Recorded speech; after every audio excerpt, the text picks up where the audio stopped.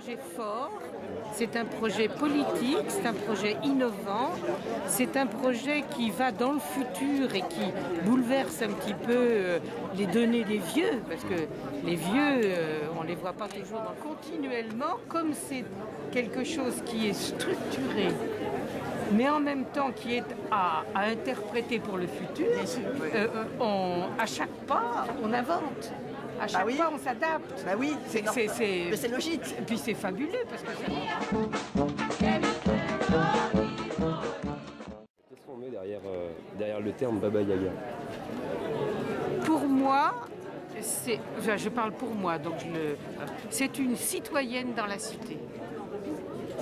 Parce que toute ma vie, j'ai mené cette idée que la personne est responsable d'elle-même, pas pour elle-même et pour elle-même quand même, mais pour transmettre, pour soutenir, pour marcher avec les autres. Et le prouver dans un projet Baba Yaga, c'est extrêmement important. C'est pas évident, c'est pas du tout évident, et pourtant c'est comme ça enfin, j'allais dire il faut, c'est difficile, hein. C'est comme ça qu'il est nécessaire de vivre si on veut rompre l'isolement, si on veut s'aider soi-même et aider les autres à avancer, à clarifier, à être citoyen.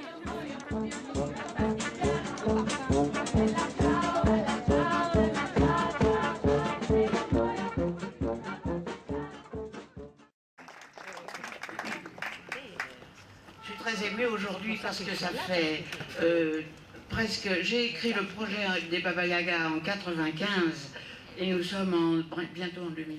Enfin. Enfin. La maison des Baba Yaga sort de terre.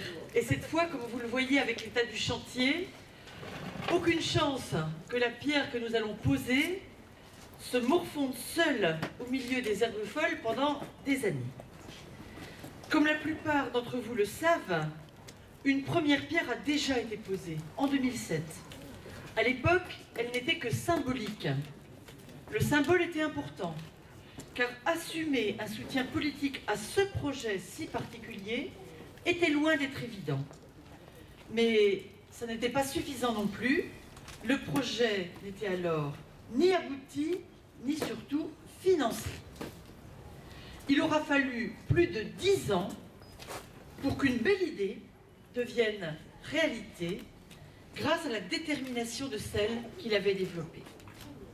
Pendant la campagne électorale municipale de 2008, j'ai pris l'engagement devant Thérèse Claire et les Baba Yaga de tout faire pour que leur projet avance. J'ai pris cet engagement alors qu'au sein même de mes colistiers qui allaient former la majorité municipale, certains restaient très critiques devant un projet jugé discriminant, non mixte, permettant à un groupe de vieilles femmes amies et cooptées de vivre ensemble grâce à des fonds publics. Si j'ai pris cet engagement, si je l'ai tenu, c'est parce que je suis depuis le début convaincue, en tant que femme, en tant que féministe, en tant que militante politique et en tant qu'élue, que ce projet hors du commun porte en lui les germes d'une nouvelle approche des politiques de vieillissement et de la place des personnes âgées dans la société. L'accompagnement du vieillissement et de la fin de vie est déjà un sujet central de nos sociétés européennes. Beaucoup de personnes ne trouvent pas leur compte dans les maisons de retraite traditionnelles, ni dans les dispositifs d'aide au maintien à domicile, qui ne règlent rien des problèmes de solitude et d'isolement et qui sont très coûteux pour la société. Chercher, inventer, expérimenter de nouvelles formes d'accompagnement du vieillissement sur des bases politiques parfaitement assumées, l'autogestion, la solidarité, l'écologie, la citoyenneté. Ce projet a toute sa place à notre municipalité. Ce projet n'entre pas dans la case des politiques du logement. Ce projet n'entre pas dans la case des politiques en faveur des personnes âgées. C'est un pur projet d'innovation sociale, porté par une initiative citoyenne qui n'aurait pu voir le jour sans un soutien public, sans un soutien. Je veux insister sur un des enjeux qui est parmi les plus importants pour moi et pour Halima Menouch, adjointe aux personnes âgées, la place qu'elles occupent dans notre société, le rôle dans la vie citoyenne, sociale, culturelle, politique de la cité. Thérèse vous parlera certainement de tout l'apport que peut et que doit représenter le savoir des vieux. L'OP a appris beaucoup, je crois, cette expérience très particulière des Baba Yaga. Et comme c'est un succès, nous lui avons demandé de s'attaquer à d'autres projets tout aussi innovants, qui rentrent toujours aussi mal dans les cases. Qu'il s'agisse de la construction à quelques pas d'ici, d'un foyer de travailleurs migrants autogéré par ses résidents, ou de programmes d'habitat spécifiques pour les populations roms. Vous avez eu le courage de soutenir le projet des Baba Yaga. J'espère qu'aucun de vous ne prêtera l'oreille aux horreurs qui sont colportées sur ces deux autres projets et qu'on vous trouvera debout avec nous pour qu'ils aboutissent avec l'aide de l'OP. J'aspire à ce qu'on déconstruise et à ce qu'on déconstruise les stéréotypes. Et du coup, cette maison, elle vient de fait par son existence, elle déconstruit les stéréotypes, elle donne à voir qu'il y a des femmes d'un certain âge qui sont encore en mesure de s'occuper d'elles-mêmes et de décider de leur propre sort. À la maire en charge de l'urbanisme et de l'habitat.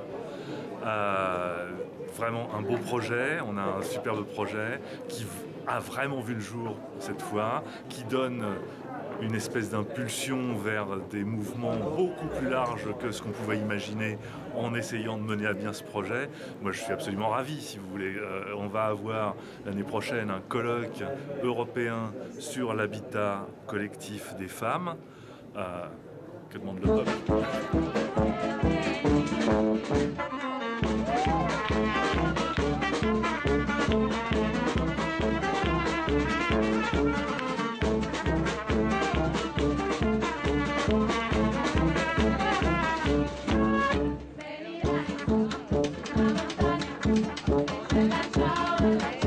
ciao.